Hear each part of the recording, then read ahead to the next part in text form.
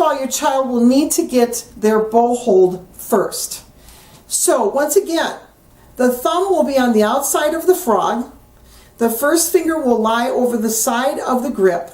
The second finger will lie over the hole by the frog. The third finger will lie over the frog.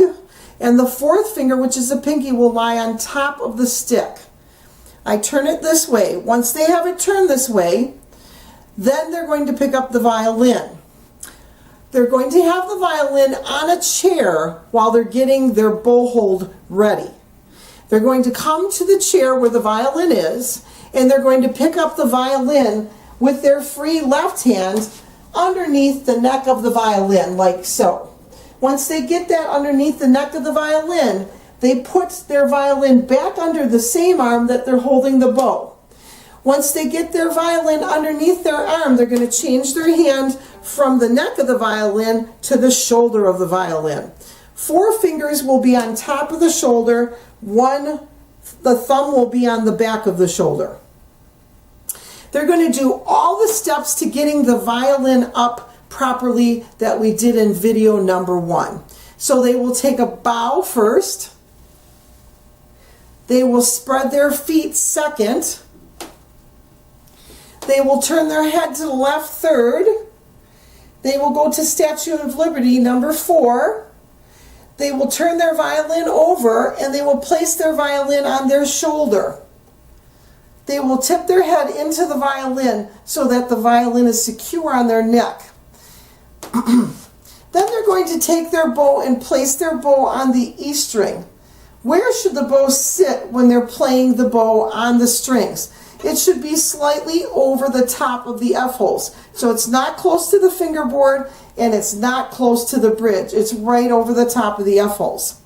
We're going to be doing something called teeter-tottering first on the strings, where you lift your arm up to the lower string and you pull it back down to the outer string. We're going to do this 8 times in a row. 1, 2, 3, 4, 5, 6, 7, 8. Notice that when I roll over to the G string, my arm is much higher than it is when I roll back down to the E string.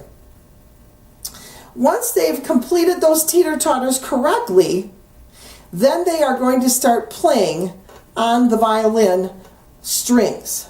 I have one comment to make before I go to playing on the violin strings, and that is, when your son or daughter is doing the teeter-totters, make sure that they don't roll up their shoulder like this. It's only a roll with their arm, not their shoulder. So watch out that their shoulder does not roll up.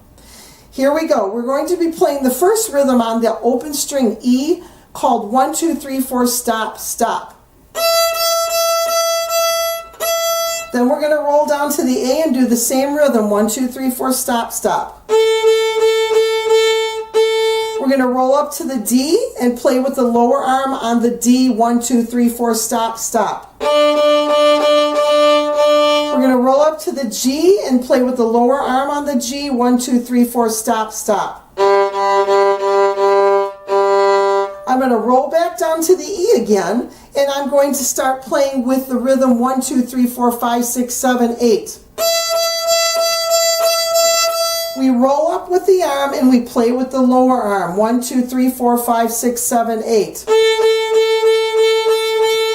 We roll up with the arm and we play with the lower arm. 1, 2, 3, 4, 5, 6, 7, 8. We roll up with the arm and we play with the lower arm. 1, 2, 3, 4, 5, 6, 7, 8.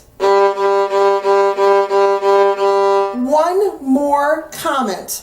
When they roll from string to string, if they are not getting a good sound, one of 2 things will be happening. They will either be pressing too hard with their hand, or they might have a tight bow hand, and this is what it will sound like. If they press too hard. If they don't press at all, it may sound like this. Very light sound. So how do they press to get a good sound? They are going to take their first finger right here, their first finger that's on the grip of the violin, and they can press slightly into that stick, just slightly, to get a good sound.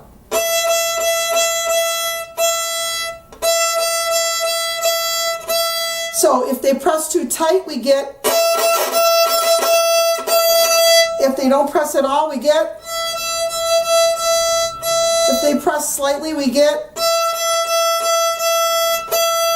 And that is how you play on the open strings of the violin.